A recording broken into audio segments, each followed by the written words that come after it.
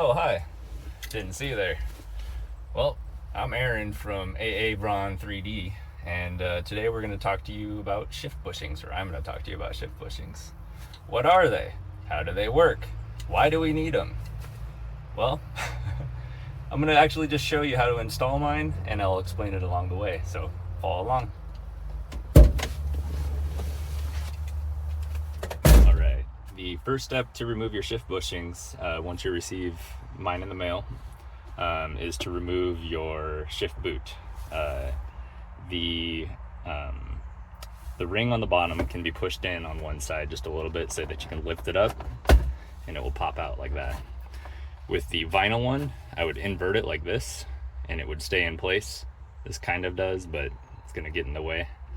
But with the vinyl one, you can just kind of invert it and keep it out of the way while you access your shift linkage and bushings. For demonstration purposes, I'm going to take off my shift knob because it's not a roll pin like the stock shift knob,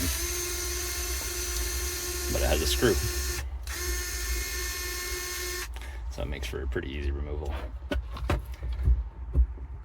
And there's the shift ring, or the boot ring. All right, and now you have your shift linkage. All right, when you receive my shift bushings, they'll come in a little baggie like this, and there's 2 for the back, and there's going to be 2 sets for the front. You don't need both sets, but I was sending some out with every order, so I included another set with the shift bushings. So you'll have a thicker base right here, and then you have a thinner base right here. And the thinner ones go on this side and the thicker ones go on this side, because this one has a little bit longer of a rod, so I wanted to take up some of that slack so that it's nice and tight. And basically shift bushings just take up the slack between the rod and your shift linkage. These ones are printed in thermal polyurethane, or not thermal polyurethane, thermoplastic polyurethane, which is like a flexible material. You can see it flexes and it won't crack, and it's got super good layer adhesion, and it just kind of returns to its shape no matter what you do. So it will not crack, and then it has awesome wear resistance, so I thought it would be perfect for use in the shifter linkage. These wouldn't work in the rear shifter linkage, or TPU wouldn't work in the rear just because they aren't too heat resistant. So being near the engine, it would be they might start to deform down there. So step one was to remove the boot. Step 2 is to remove these little clips from each rod. You can move your linkage up so that you have a little bit more room. I like to use some needle nose pliers, just some little guys. Get them in there, just pull it out, and then you'll have a washer. And if yours does not have bushings, if they're gone, there'll be nothing there. If it has stock bushings, you can just pull them off.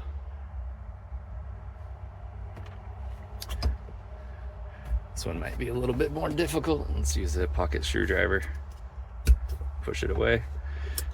So no more shift bushing, just have solid metal and solid metal. So with my shift bushings, I like to use a little bit of the PTFE Super Lube. All right, this is the PTFE Super Lube that I use. It's synthetic grease. It's food safe.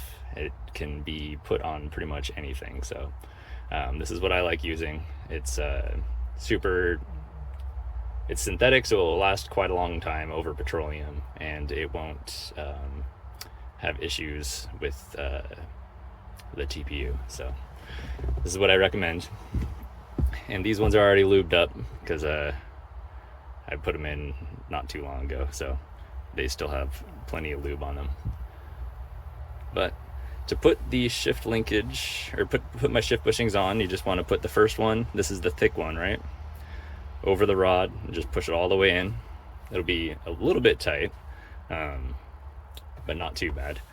And then you want to put the rod over that, just like that. Then grab the other thick one, thick on both sides, and just stick that in so that it goes into the rod.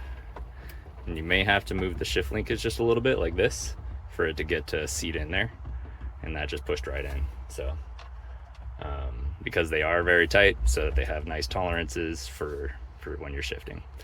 And then you just put your washer back on, and you have your clip. I like to use the needle nose pliers, putting them back in too. Just makes it a little bit easier to hold on to, just like that. So now that shift bushing's in there. And I could show you the other side, but it's exactly the same thing. You just remove this clip, remove that washer, remove this bushing, remove this linkage, remove that bushing, and then put the new bushing on, put the linkage on, put the new bushing on, put the washer on, and then put the clip back in. And then you're good to go. You can move your shift boot back down and clip it back into place, and your front shift bushings are done. All right, welcome to my engine bay. For the rear shift bushings, the first thing you're going to need to do is take off the cover in your bed. So let's do that. I like using JIS bits. I have these Rhino tools, JIS B4633. Comes with a couple different bit sizes, but Japanese sizes, so they're good for your Japanese truck.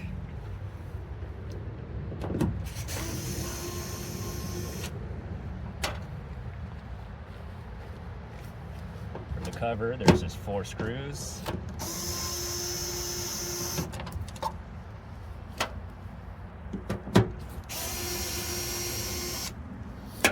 Then you can pop the cover off, set it aside.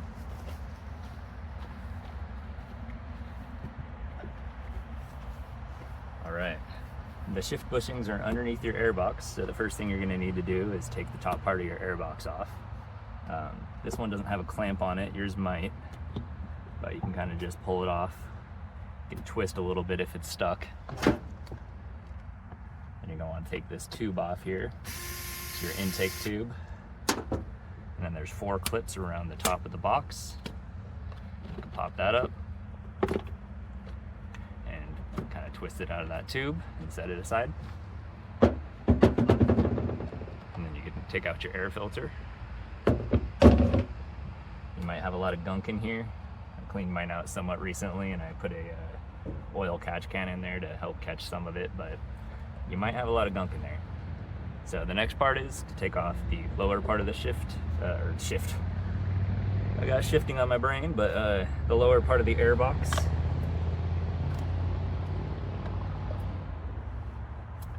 This one you may need to twist as well. There was a clamp on it, it's just a finger clamp. I just use my fingers to pinch it. This is for your PCV system.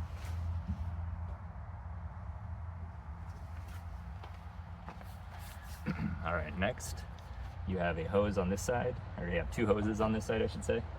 They're both just Phillips. Unscrew to release them and pull them off.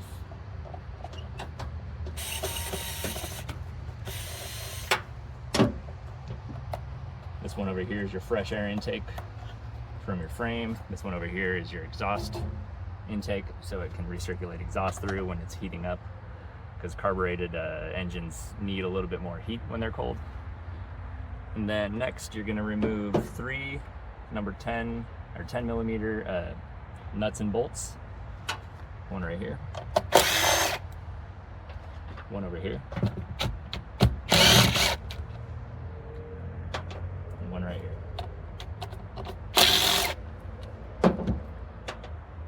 Then you can pull your airbox out of there, set it aside. Now we're to our shift bushings. This is the upper shift bushing and this is the lower shift bushing. You're not going to be able to see that. Right, reposition to the camera so you can see a little better. This is the upper shift bushing, and this one's the lower shift bushing. So first we're going to replace the upper shift bushing just because it's easier and I can show you easier. Like I said, you'll receive your shift bushings in a little baggie. This is 2 pieces. There's a cap and a bottom. I'll show you when we get in here. There's already one there. But for this one, you can kind of just push your finger back to pull that clip off. And then you can pull this washer off. My cap is stuck to the bottom of the washer because it has some lube on it. So just set those aside. And then you have your shift linkage. You can just pop that right off. And then you have when you pull that off and you have your stock shift bushing in there still, it will pull off just like that, and then it will have a rubber bushing that's still in the shift linkage right here, and you're going to need to push that out. You can push it out basically with your thumb, just kind of pull it to the side and kind of work it out, and then push it through, and then it's just a hollow ring on the inside. No real cleanup to do unless it's real dirty. Well, I would rub it with a paper towel actually. Yeah, and then there will be nothing here. So when you pull the shift linkage off, it'll have the rubber bushing come with the shift linkage, and then you have to pop that out. And then you can move that to the side. Then you take the bottom part of the upper shift linkage and you put that just right over here. It should slide right over with those bearings, with the sintered bronze bushings, and slide nice and smoothly over that. I put a little bit of the PTFE grease on there, this stuff as well, just because it's not going to harm the O-rings or the metals or anything in there. So I like using that, and then it stays nice and sticky, stays on there. So after you put a little bit of lube on the inside, around here, on the O-rings, and you can put that down in there. And then you can put your shift linkage just right on top, and it should just slide nicely on there. If it binds at all, you might be rolling the O-ring. So pull it back off and make sure the O-rings are nice and straight, and then just put it back on, but it shouldn't be binding at all. Then you have your cap. There's the flat part on top and the ridge on the bottom. Just pop that into place and it fits right over there. Then you have your washer. Put that over that. And then you can put your clip back on.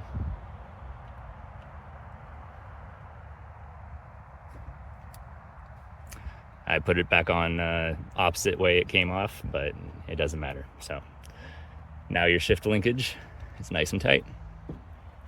To get to this one, it's a little bit more difficult because you have this harness in the way, and it's kind of down there. So what I like to do, let me pull my ring off, is take these harnesses off just by pushing on the tabs on the inside. It can be a little bit difficult. You might need to use a pocket screwdriver.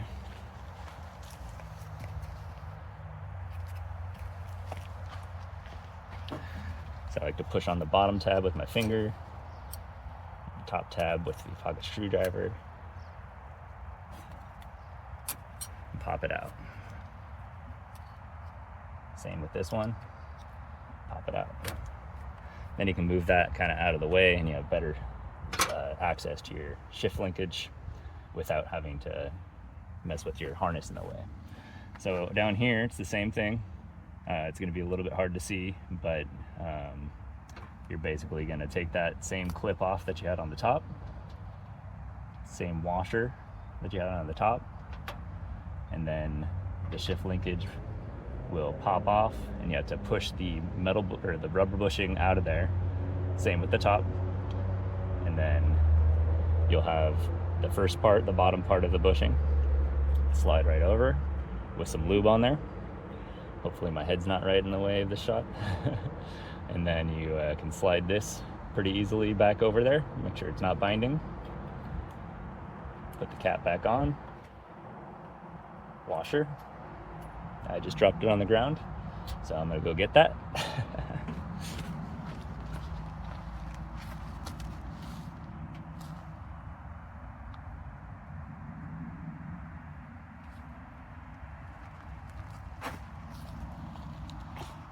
All right, got my washer. Put that back on. And then put your clip through that hole. Pull it back just a little, ease it over, and then clip it in place. Now that shift bushing is nice and tight in place, and your shift bushings are replaced. Just because you couldn't have that great of a view while I was taking everything apart, this clamp right here is just a Phillips. That's for your air intake. You have this hose, that's a vacuum hose. And then you have another vacuum hose right down here. Then you have these 4 clips right here. Then you can take the top part of the air box off. And then for the bottom, you have a nut right here, a nut right here, a nut back here, and then you have these 2 clamps. There's one right here for your exhaust, and one right here for your intake.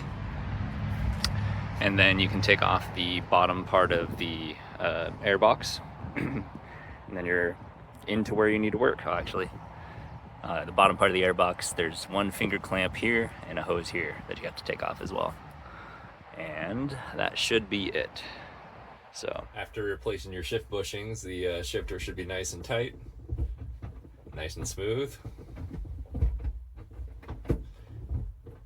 Have very little play when it's in gear.